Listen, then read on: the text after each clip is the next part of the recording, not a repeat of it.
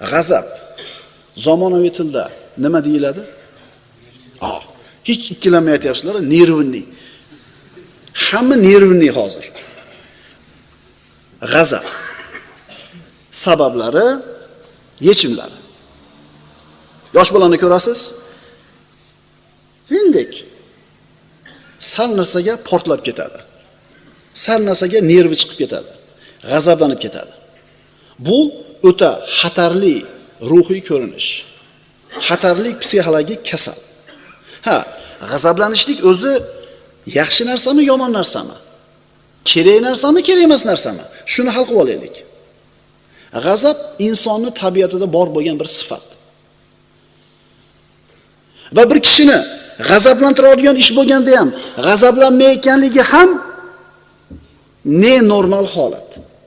Tushunarlimi? Normalniy odamda g'azab bo'ladi. Faqat bu normalniy odam qayerda g'azab qilish kerak, qayerda g'azab qilmaslik kerak, farqini bilish kerak. Musulmon odamda g'azab bo'ladimi? Bo'ladi. Allohning hududi buzilganda g'azabi keladi. O'zini shaxsiyatiga nisbatan odamlar tajovuz qilsa, o'zi uchun g'azablanadigan o'rinda odamlarga avf qiladi, kechiradi. Mo'min kishi Alloh uchun g'azab qiladi. O'zini shaxsiyati uchun emas. O'zi uchun g'azablanadigan o'rinda mo'min odam odamlarni avf qiladi, kechiradi. Siz bilan bizga har bitta ishda ibrat namuna bo'lgan zot Rasululloh sollallohu alayhi va sallam. U zot g'azab qilarmidilar? Ha, g'azab qilardilar. Qachon g'azab qilardi? Sahihaynda keltiriladi.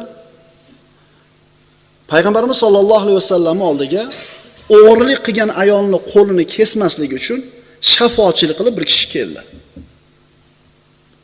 Bu Mahzum urug'idan, Banu Mahzum urug'idan bo'lgan hurmatli ayol edi, hurmatli xonadonning ayoli edi.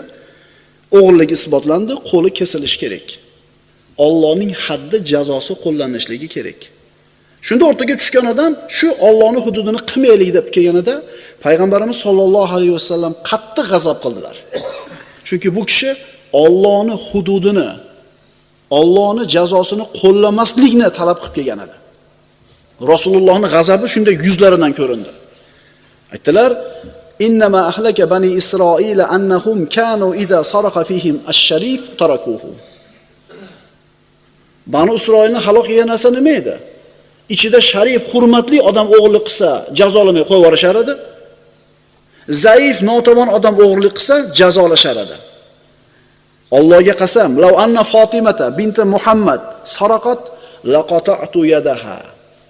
Allohga qasamki, agar Fatima binti Muhammad o'g'irlik qilsa, qo'lini albatta kesgan bo'lardim. Mana payg'ambarimiz sollallohu alayhi vasallam g'azabi keldi. Nima uchun?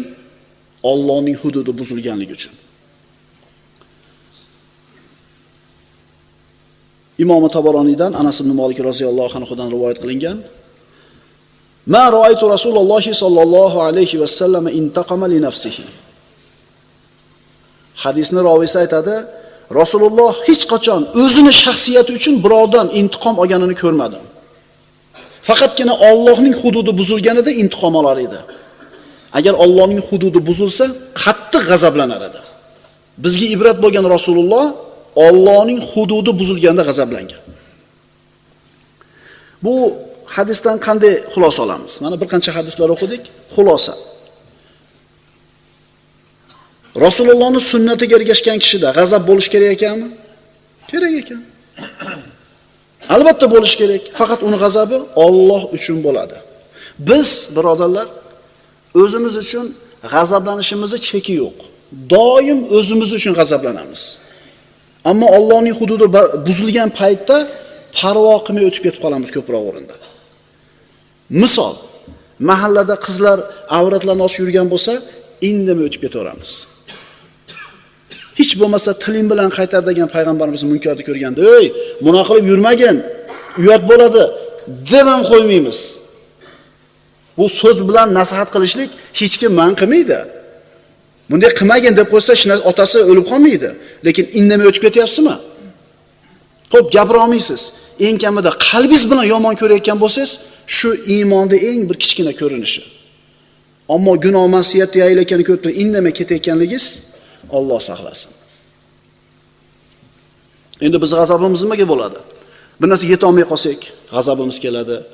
Shahvatimizni qondira olmay qolsak, g'azabimiz keladi. Bir narsa tegmay qolsa, g'azabimiz keladi. Bu yomon g'azab bu. Bu yomon g'azab. O'zini asabiylashmaylar. Chunki nerv kletkalari qayta tiklanmaydi deydi doktorlar. O'shuning uchun ko'p psixovat qilgan odam, nervli odam tezroq tugaydi. Mana tabiblarda so'zlaridan g'azablanmaydigan kishi o'zini ko'p kasalliklardan saqlaydi. Asabni, yurakni, davleniyani, hazm qilishni buzilishi, oshqozon kasalliklari, hatto yazvaga ham ta'sir bor ekan. Nervli bo'lishlaydi. Sahobalardan birini molini o'g'irlab ketganligini aytishdi. Haligi sahobiy aytdiki, xotirjam turib, Parvardigor, molini olgan kishi agar muhtoj bo'lganidan olgan bo'lsa, mayli. Alloh barakali qilgin unga. Mayli, roziman, barakali qilgin unga. Ya'ni kechirdim. Agar haddidan oshib olgan bo'lsa, kerak bo'lmasdan turib o'g'irlikni kasb qilgan bo'lsa, bas bu uning oxirgi gunohi bo'lsin. So'ra. Agar to'yonga ketayotgan bo'lsa, oxirgisi shu bo'lsin, qaytib qila olmay qolsin shu o'g'irligini. Ammo muhtoj bo'lib olgan bo'lsa, bo'yi uzilib ketsin, qo'l o'liginga buyursin. O'sha chiqarib olsak mazzada, chiqarib mazza qilishlik bitta mazza bo'lsa, Alloh uchun yutib turib, ajrda Allohdan umid qilishlik bu boshqacha mazza. Buni hamma ham totib ko'rgan emas.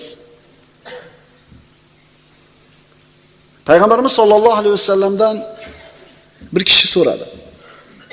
Bu hadis Abu Dovuddan. Ma yubaiduni min g'adabillahi azza va jalla.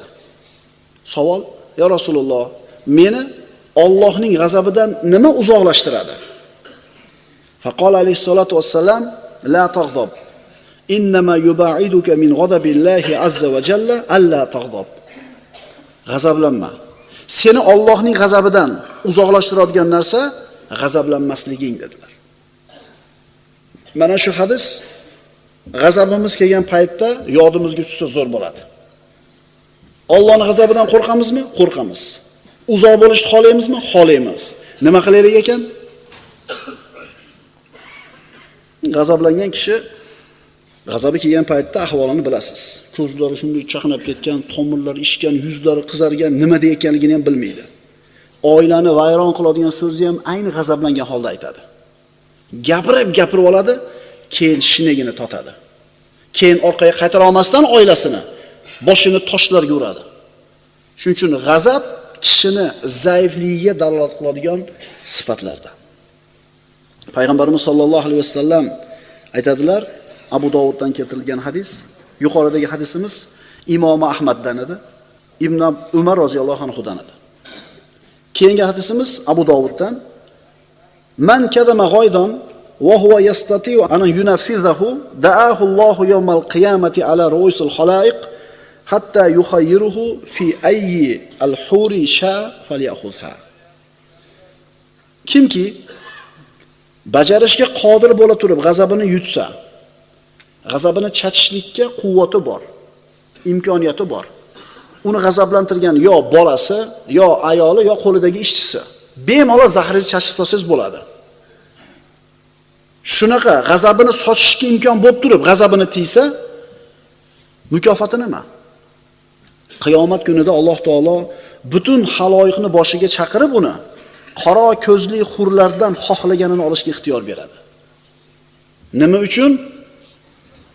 G'azabini yutgani uchun.